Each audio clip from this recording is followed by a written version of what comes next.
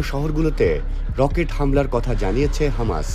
বার্তা সংস্থা রয়টার্সের প্রতিবেদনে এ তথ্য জানানো হয়েছে।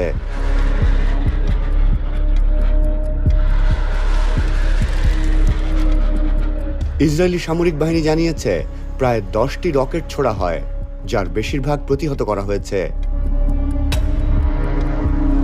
ইসরায়েলের সংবাদ মাধ্যম চ্যানেল 12 দক্ষিণাঞ্চলীয় শহর আশকেলনে হামলার খবর জানিয়েছে।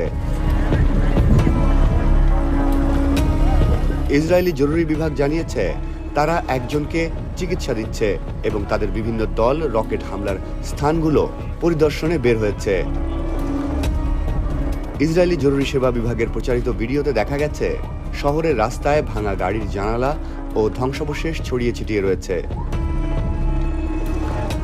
এদিকে গাজার স্বাস্থ্য কর্তৃপক্ষ জানিয়েছে রোববার গাজায় ইসরায়েলি বাহিনীর হামলায় অন্তত 39 জন